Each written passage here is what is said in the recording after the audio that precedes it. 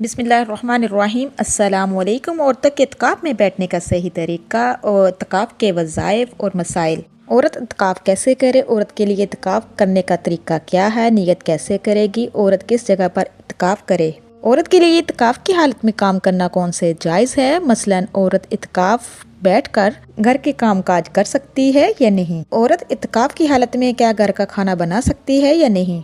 इत्काफ की हालत में क्या अपने शोहर से बातचीत कर सकती है या नहीं। औरत इत्काफ की हालत में क्या बिस्तर या चारपाई पे सो सकती है या नहीं। औरत इत्काफ की हालत में कौन सी इबादत और कौन से अमाल करे जिन चीज़ों के करने से इत्काफ टूट जाता है। ये वो तमाम बातें हैं जो आज की इस वीडियो में मैं आपको बताने जा रही हूँ। मुझे उम्मीद है कि अगर ये आप वीडियो एंड तक देख लेंगे तो आपको बहुत ज़्यादा फ़ायदा होगा। तो मेरे प्यारे अजीज़ बहन भाइयों, सबसे पहले बात ये कि इत्काफ की फजीलत क्या है, कई अहादीस में मौजूद है। मैं एक हदीस पाक का मफहूम आप लोगों के सामने बयान करती चलूँ। नबी रहमत सल्लल्लाहु अलैहि वसल्लम अरशाद फरमाया कि जिसने रमज़ान के आखिरी अशरे में सुन्नत इत्काफ किया, इसे 2 मकबूल हज और 2 उम्रे का सवाब अता किया जाएगा। यानी जो रमज़ान के आखिरी अशरे में सुन्नत इत्काफ करे, अल्लाह रब्बुल इज़्ज़त इसे 2 हज और 2 उम्रे के सवाब का बराबर सवाब देगा। अब सबसे पहला सवाल कि इत्काफ कैसे करें, औरतें किस जगह पर इत्काफ करें और नियत कैसे करे, इसका क्या तरीका है।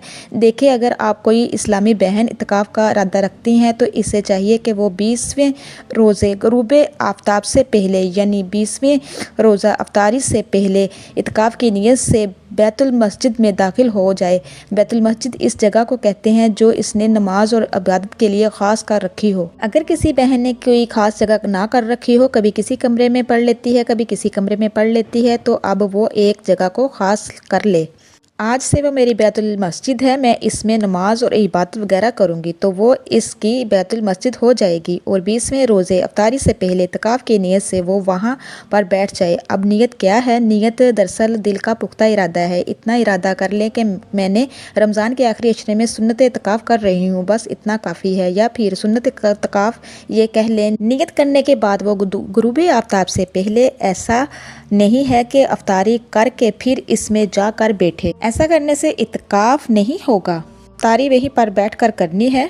अब वो हर उस चीज़ से बचे जिससे इत्काफ टूट जाता है। तो मेरे प्यारे अजीज़ बहन भाइयों, जिन कामों से शरीयत ने मना किया है, इन चीज़ों से बचना है। यानी बगैर किसी शरई उज़र के अगर वो अपनी बैतुल मस्जिद से एक लम्हे के लिए भी बाहर आए, चाहे भूल कर ही क्यों ना हो, उसका इत्काफ जाता रहता है। तो मेरे प्यारे अजीज़ बहन भाइयों, ठीक है ना। तो इस चीज़ का ख्याल रखना है कि बगैर किसी शरई उज़र के इस जगह से बाहर ना निकले। शरई उज़र यानी वाशरूम जाना, गुस्ल की ज़रूरत हो, वज़ू करना जाना, तो ये शरई उज़र है, इसके लिए वो बाहर निकल सकती है। लेकिन इसके अलावा बगैर किसी शरई उज़र के, यानी ऐसा नहीं है कि वो घर वालों के साथ में सैर अफ्तारी करने के लिए दूसरे कमरे में जा रही हो, बिस्तर पर जा रही हो, तो इस तरह इसका इत्काफ जो टूट जाएगा। एक चीज़ में और बयान करती चलूँ कि जो इस्लामी बहनें सुन्नत इत्काफ का इरादा रखती है, इन्हें चाहिए कि वो इस अशरे में ये देख ले कि इसकी तारीख तो नहीं आने वाली हैज़ या नफास के, क्योंकि अगर इसके अयाम इस अशरे में शुरू होंगे, इत्काफ की हालत में हैज़ या नफास आना शुरू हुआ, तो फिर इनका रोज़ा फासद हो जाएगा। रोज़ा जो है ये शराइत इत्काफ के लिए है। रोज़ा टूट गया तो इत्काफ भी टूट जाएगा। इसलिए जो इस्लामी बहनें इत्काफ कर रही हैं, इन्हें ये चीज़ का देख लेनी चाहिए कि इनकी जो अशरे में इनकी तरीक़ें तो नहीं आने वाली। अगर तरीक़ आ रही है तो फिर वो इत्काफ ना करे, अगर नहीं आ रही तो फिर वो इत्काफ करे, ताकि इनका इत्काफ जो है वो मुकम्मल हो सके। अगर रोज़ा टूट गया, यानी अगर हैज़ और नफास के अलावा भी रोज़ा टूट गया, तो जब भी इनका इत्काफ टूट जाएगा। इसलिए हर चीज़ से बचना है। अब यहाँ पर आपको एक चीज़ और बताती चलूँ, इत्काफ की हालत में औरत घर के काम काज कर सकती है या नहीं। बहुत सारी औरतें ये सवाल करती हैं कि घर में कोई काम करने वाला नहीं है और हम घर के काम, झाड़ू पोंछा, घर को संभालना, ये काम वगैरह कर सकती हैं या नहीं। तो बिल्कुल नहीं कर सकती। इत्काफ की हालत में औरत घर के काम काज नहीं कर सकती। अगर घर के काम काज करने की नीयत से वो एक लम्हे के लिए भी बैतुल मस्जिद से बाहर आती है, इसका इत्काफ जाता रहेगा, इत्काफ इसे का टूट जाएगा। हाँ, एक चीज़ है, अगर कोई दूसरा खाना बनाकर इसे देने वाला नहीं है एक इस्लामी बहन सवाल करती है कि मुझे कोई खाना बना कर देने वाला नहीं, मैं खुद का खाना खुद बना सकती हूँ, अपने लिए खाना सहरी और इफ्तारी खुद बना सकती हूँ। तो इस सूरत में इजाज़त है, पहले तो वो किसी की ड्यूटी लगाए कि वो इसे खाना वगैरह फ्राहम करे इन 10 दिनों में। लेकिन अगर कोई नहीं है, कोई मजबूरी है, तो वो अपने लिए खाना बनाने के लिए किचन में जा सकती है, अपने लिए खाना बनाने के लिए, क्योंकि ये मजबूरी है। अपना खाना बनाने के लिए वो बाहर आ सकती है। खाना बनाकर वह लेकर जहाँ वो इत्काफ किया है उसने वहाँ जाकर मस्जिद बैत में दाखिल हो जाए और वहाँ जाकर फिर सहरी करे। लेकिन वहाँ पर अगर वो किसी और का भी खाना बनाना शुरू कर दे तो इसका इत्काफ जाता रहेगा। इस तरह का एक और भी सवाल है। एक बहन ने सवाल किया है, क्या इत्काफ की हालत में हम अपने शोहर से बातचीत कर सकते हैं? तो मेरे प्यारे अजीज़ बहन भाइयों, हमारा शोहर हमसे आकर बात करे, इससे हमारा इत्काफ तो नहीं टूटेगा, बिल्कुल नहीं टूटेगा। इत्काफ की हालत में शोहर बीवी से बात कर सकता है, बीवी भी शोहर से बात कर सकती है, चाहे वो फ़ोन पर ही क्यों ना हो।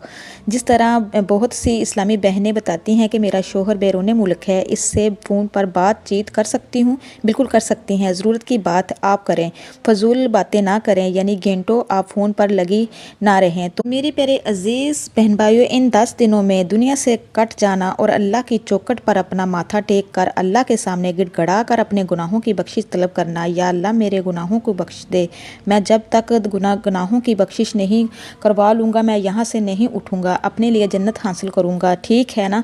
ज़्यादा से ज़्यादा वक्त इबादत में गुजारे, कुरान मजीद की तिलावत में, नवाफल में, दुरूद पाक पढ़ने में, कलमा शरीफ का विर्द करते हुए, यानी ज़्यादा वक्त आपका इबादत में गुजरना चाहिए। फजूल बातें करना या ये दुरुस्त नहीं, इससे रूहानियत ख़त्म हो जाती है। इत्काफ की ज़रूरत की बात करनी है, आपके लिए बिल्कुल जायज़ है, कर सकती हैं। इस तरह एक और सवाल भी मेरी बहन ने पूछा है, क्या इत्काफ की हालत में हम चारपाई पे बेड पे सो सकते हैं? यानी हमें कोई तकलीफ़ है, हम नीचे नहीं सो सकते हैं, बिस्तर या चारपाई लगाकर हम सो सकते हैं, बिल्कुल सो सकती हैं, लेकिन बिल्कुल अपनी बैतुल मस्जिद में।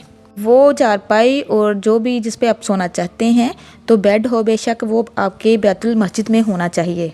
ये जो जगह आपने नमाज के लिए मुकर्रर की हुई है, इत्काफ के लिए मुकर्रर की हुई, जिस पे आप इत्काफ बैठे हुई हो। हाँ, अगर वहाँ से निकल कर कहीं और कमरे में जाकर आप सो जाएं, ये बिल्कुल जायज़ नहीं है, इससे आपका इत्काफ टूट जाएगा।